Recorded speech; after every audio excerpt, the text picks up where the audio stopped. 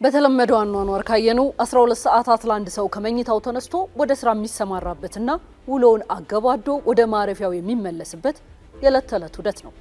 ለኛ ለኢትዮጵያውያን ግን 12 ሰዓታት ምድር በልምላሜ ካባ የምትሸፈንበት፣ ሚሊዮን ልጆች አረንጓዴ ህይወትን ካፈር ጋር የሚያዋህዱበት ልዩ የድል ምዕራፍ ነው። የንጋት ጸዳል የተራሮቻችንን አናት ሲያደምቅ፣ ችግኝ የያዙ ህፃን ከዋቂ ወንድ ከሴት ሳይለዩ የተፈጥሮን ትንሣኤ ለማብሰር ወደ መስክ ይተማሉ። ይህ የትውልድን የልብ ትርታ ከምድር ትንፋሽ ጋር የሚያስተጋባ ህያው የህይወት ዜማ ነው።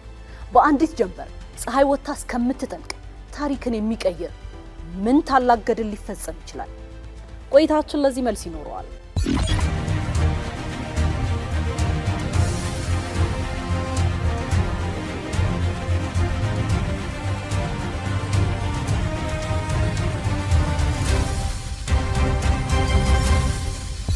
አንዳንድ ሀገራት 10 እና 20 ሚሊዮን ችግኞችን ለመትከል የዓመታት ዝግጅት፣ ሰፊ በጀትና ቴክኖሎጂ ሲመድቡ፣ እኛ ኢትዮጵያውያን ግን በአንድ ጀንበር በመቶ ሚሊዮኖች የሚቆጠሩ ችግኞችን በመትከል አረንጓዴ ተአምርን እንሰራለን።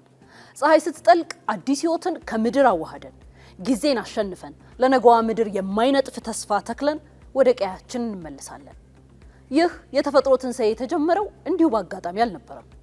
ኢትዮጵያ ያጋጠማትን የደን መራቆት ለመቀልበስ በጠቅላይ ሚኒስትር አብይ አህመድ ሀሳብ አመንጭነትና አመራር የተጀመረ ተግባር ነው።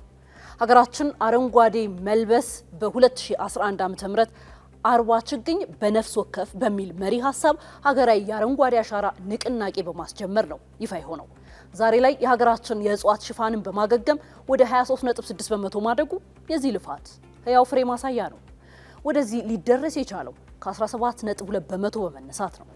ይህ ማለትም በአረንጓዴ አሻራ አማካኝነት የ6.4 በመቶ ጭማሪ የደን ሽፋን ተገኝቷል ማለት ነው። የአንድ ጀንበር የችግኝ ተከላ መርሃ ግብር ከዓመት ወደ ዓመት የራሳችንን ክብረ ወሰን የሰበርንበት፣ አያሌ ድሎች የተመዘገቡበት አስደናቂ ታሪክ መዝገብ ነው።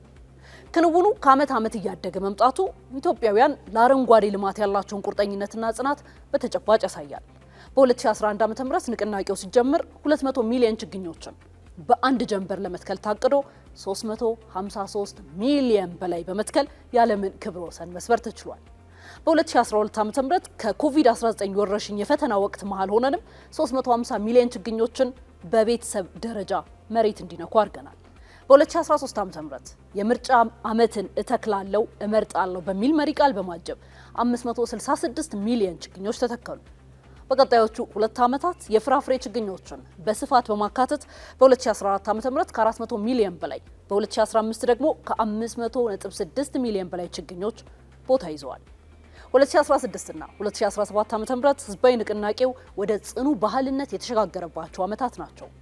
በእነዚህ ዓመታት በ2016 ከ600 ሚሊዮን በላይ፣ በ2017 ደግሞ ከ714 ሚሊዮን በላይ ችግኞችን በአንዲት ጀንበር ብቻ መሬት ላይ በማኖር አዲስ ታሪክ ተጽፏል። ዘንድሮም ይህንኑ የተስፋ ጉዞ በማስቀጠል በአንድ ጀንበር 800 ሚሊዮን ችግኞች ዳግም ይተከላሉ። የአንድ ጀንበር የችግኝ ተከላ መርሃ ግብር ዛፍ ከመትከል የዘለለ ጥልቅ ሀገራዊ ትርጉምም አለው። ከተተከሉት እጽዋት ውስጥ 60 በመቶ የሚሆኑት ለምግብነት የሚውሉ መሆናቸው ንቅናቄው የኢኮኖሚና የምግብ ዋስትና አማራጭ መሆኑን ያስረግጣል። በአሁኑ ወቅት ዓለማችን በከፍተኛ የአየር ንብረት መዛባትና በጎርፍ አደጋ ክፉኛ እየተፈተነች ነው። ይሁንና ብዙ የሚጠበቅባቸው ታላላቅ የሚባሉ ሀገራት መፍትሄውን በመድረክ ንግግሮች ብቻ ወስነውታል። ኢትዮጵያ ግን ድንበር ተሻጋሪ በሆነው መርሃ ግብሯ ለጎረቤት ሀገራት ችግኞችን በማካፈል የአረንጓዴ ዲፕሎማሲ አርአያ ሆናለች። ተስፋን እንትከል የሚለው መሪ ቃል በራሱ የተግባሩን ሳይንሳዊ፣ ስነልቦናዊና ትውልዳዊ ልዕልናን ቁልጭ አድርጎ የሚያሳይ ነው። የዛሬው ትውልድ ዛፍ ሲተክል ጥላውም ሆነ ፍሬው ለልጅ ልጆቹ መሆኑን እያሰበ ልቡ በደስታ እየተሞላ ነው። ይህም የሀገር ወዳድነት የመጨረሻው ጥግ ነው። ስለሆነም መጪው ትውልድ የሚወርሰው በድርቅ የተጎሳቆለች ሀገር አይደለም፣ በልምላሜ ያጌጠች፣ በምግብ ራሷን የቻለችና በምርታማነት የምትመራ ሁለንተናዊ ልዕልናዋ የተረጋገጠች ሀገር መሆኑን የሚያረጋግጡ ጽኑ ቃል ኪዳንን ነው የሚወርሰው። እርግጥ ነው ዘላቂ ሀገራዊ ለውጥ በአንድ ጀንበር አይመጣም። ትልልቅ የኢኮኖሚና የመሰረተ ልማት ስራዎች የራሳቸው የሆነ የጊዜ ሂደትን ይፈልጋሉ። ነገር ግን የትልቅ ለውጥ መሰረት በ12 ሰዓታት ጽኑ ውሳኔና ተግባር ሊጣል እንደሚችል በኢትዮጵያ ለዓለም በተግባር እንዲታይ ሆኗል።